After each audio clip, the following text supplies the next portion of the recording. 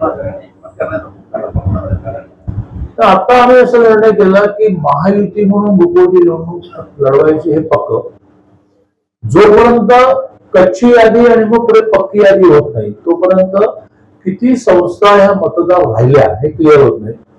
मग ते किती राहिल्या हे क्लिअर झालं की कोणाचे किती हे क्लिअर होत. आता काही क्लिअरिटीच नाहीये ना. समजा 400 समथिंग संस्थांना SIT लागली होती आणि DDR राजकुमार पाटलांकडे होतं. तर त्यांनी त्यातलं काय केलं की त्यातल्या 170 ह्या 1300 मधल्या कॉमन होत्या, त्या देऊन बाकीच्यांना ठराव पाठवला.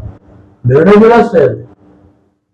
तो निर्णय उरलेला अंदाजे 300चा जेव्हा ते लिहितील त्याच समजा काही संस्था ह्या रद्द करल्या तर त्यांना ठराव दिलेला असून मतदान करतात. इकडे 1300 कडे 1300 मधल्या सगळ्यांच्या सुनाव्या पूर्ण झाल्या पण निकाल लिहिला बाकी. 1300 होईल असं म्हणतील तर 1300 म्हणतील. त्यामुळे फायनल यादी झालं आपल्या सरकार भाषेमध्ये कच्ची पक्की म्हणतो ती झाल्याशिवाय नेमके मतदार किती कोणाचे किती हे क्लिअर होणार नाही. त्याच्यावर प्रेम धरेल. आता समजा अशी कल्पना करू की काही फिगर बोलली की आणि ती खरं ठरली की म्हणून याला आधी माहिती होतं. समजा 3800 फायनल झाले आणि याच्यामध्ये समजा BJPचे 2000 आहे तर BJP म्हणणार की बाबा तुम्ही 12-13 जागा द्या. ह्या जमी 1500 गोळा केल्या तर आमच्या 10-12 जागा त्या म्हणण्याला काही भेटी घेणार नाही. आता काही बोलण्याचा अर्थ नाही असं म्हणून सगळेजण ठराव गोळा करण्याला लागलेले आहेत. ठराव टेबलवर ठेवा, ती संख्या सांगा. कारण राजकारणामध्ये माझ्याकडे किती याची टोटल ही 20,000 होऊ शकते. कळलं का मी काय म्हणलं? 2000 माझ्याकडे 3000 टेबलवर ठेवून बाबा.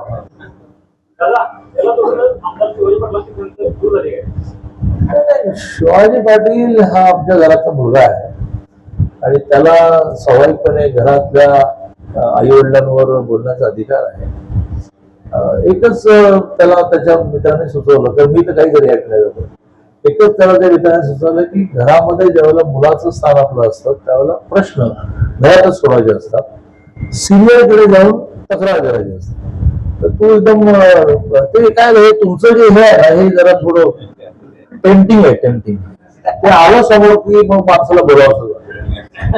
त्यामुळे शिवाजीराव तुमच्या त्या जाळ्यात फसले आणि नंतर त्याच्या लक्षात आलं की हे जरा सांभाळलं पाहिजे. मला 2 दिवस त्यांचे आलेले मेसेज दाखवले, तुम्ही संघटित व्हाल जगाबद्दल किती प्रेम आहे.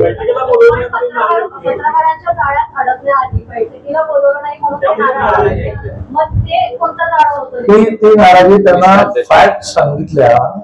मी प्रामुख्याने माझा एक अप्रतिम कार्यक्रम झाला अडॉप्शन आणि त्यासाठी दिवसभर मी रेसिडेन्सीला होतो. विनोद तोडची बायको आली होती, श्रीकांतची बायको. तर मला एक नेता असं म्हणाला की दादा कुठे आहे, तर मी रेसिडेन्सीला आले. चर्चा झाली, एकमत झालं की रोज उठून भांडण नको. आणि मग असं झालं की मग जर मेसेज द्यायचा असेल तर ठरलेलं ना राजकारणामध्ये हात वर करायचे, माशी करायचे, तसं तो फोटो आला. आता त्याच्यामध्ये BJPचे धनंजय माडिक होते, अमोल माडिक होते, चंद्रकांत पाटील होते. आता 3 होते. त्याच्यानंतर BJPचे महेश जाधव पण पाहिजे, राहुल चिकोडे पण पाहिजे, शिवाजीराव पण पाहिजे. मग राहुल पाहिजेच पाहिजे. म्हणजे बैठकीचा अर्थ काय? बैठक आणि सभा, बैठक आणि मेळाव्यात फरक आहे. बैठकी 5-6 जणांचे होते. त्यांच्याकडून मला कोण होतं? आंबेडकर होते. तिकडून कोण होते? मुश्रीफ होते. मग त्याच्यात कोळ्यांबरोबर समित होता. त्यांच्याकडे पण चंद्रजित रावाला त्याला आंबेडकरांनी मी केला. चंद्रजित कोणापेक्षा माझा मित्र आहे. म्हणजे बऱ्याच सहज बोलून सगळे एकत्र आलो. फोन तरी करायला पाहिजे होता. मला फोन करायला पाहिजे होता. मी पटकन चूक मान्य करून फोन करायला पाहिजे होता. ठीक आहे. त्यामुळे शिवाजी पाटलांना अशी काही प्लॅन बैठक नव्हती आणि प्लॅन तुम्हाला बाहेर ठेवणं नव्हतं हे मी कन्व्हिन्स करण्यात यशस्वी झालो आहे. आणि त्यांचं ते चहातलं वादळ ठरलं. त्यामुळे मला तरी 2 वाढदिवसाला जे SMS केले ते वाचून मला असं वाटलं वा. नाही दोन्ही लॉजिक आहे.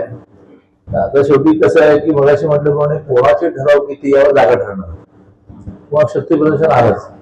आपली लोकशाही सिस्टीम अशी आपण स्वीकारलेली आहे आणि ती चांगली आहे. जगात ती सगळ्यात चांगली लोकशाही आहे. पण ती निवडणूक बेस आहे. आणि ती निवडणूक बेस असल्यामुळे मेजॉरिटी कॅरीज द रूल, हा जो इंग्लिश वापरता की त्याच्याकडे मेजॉरिटी तो रुलर होणार अशी ती झालेली आहे.